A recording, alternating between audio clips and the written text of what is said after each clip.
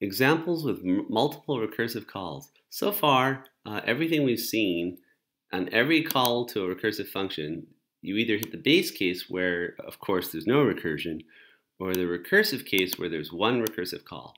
Now we're going to look at problems where the solution involves multiple recursive calls. So here's our first attempt at Fibonacci.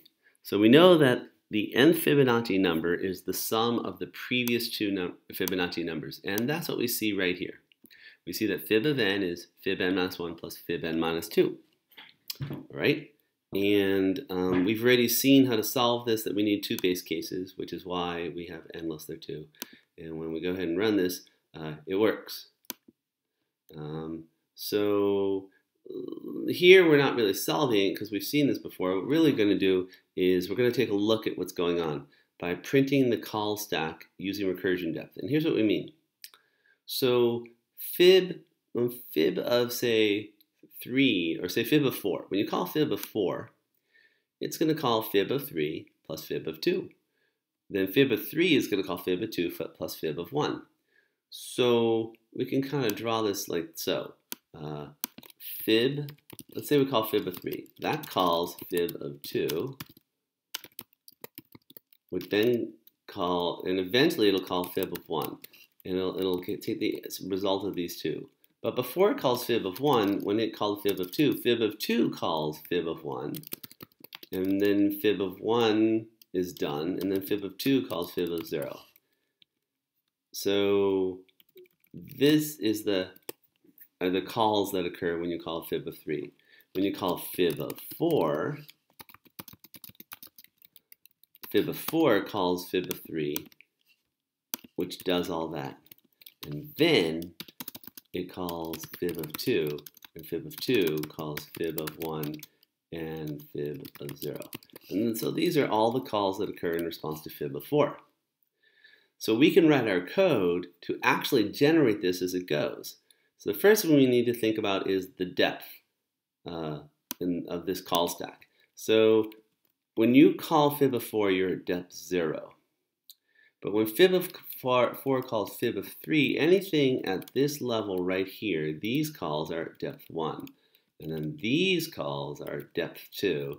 And then these calls are at depth 3. They're at depth 3 because a function called a function called a function called a function. There's 3 recursion levels going on when we're inside this call. So we want to keep track of the depth. And to do that, we introduce a second variable, a second parameter, I should say, called depth. Now when you call fib, you don't provide that. So when I call fib of 4, I don't say depth, and therefore depth takes a default value of 0. Fine. But when you recurse, when you call fib of 4 calls fib of 3, or fib of 3 calls fib of 2, you do provide the depth at 1 deeper. And that way we start at depth 0, but on the next call we're at depth 1, and then the next one, depth 2. Fine. Now that we can keep track of what depth we're at, we use the depth to indent, so that at depth 1 we indent by 1 indent space. At depth 2, we indent by 2 of them. And that's what this line here does. We'll take a couple spaces, multiply by our depth, and that'll do our indenting. And now we see this occur. And if you look at that, and you look at this, you will notice that they are suspiciously similar. Only this one was generated literally by running our code, which we modified with this print statement right here. We modified to generate this output, which matches the manual output we created. So we did 2 things to make this happen. We added a depth, which with a default value of 0, and then we increased the depth on each recursive call, and then we printed and we indented by the depth. Wonderful. Now we're going to enhance that a little bit more.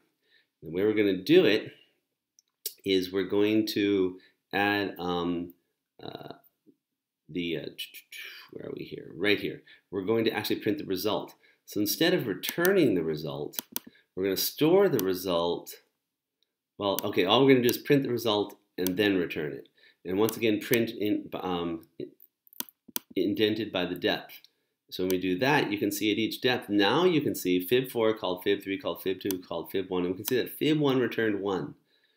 Then, who called fib 0? The call to fib 2, which had called fib 1, also called fib 0. Fib 0 returned 1, And then the call to fib2 returned 2, which is 1 plus 1.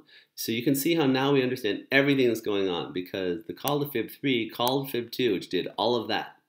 And then fib3 called fib1, which did this, and fib3 added the 2 plus 1 to get the 3, and all of that is the call and return from fib3. And this code here achieves this. Now we notice that we return result here, return result here. This line is the same as this line. Really, the only difference is that line and that line. So we consolidate these as such. We only set our result inside our condition here, and then either way we print and then return the result. This works the same way, only it's neater.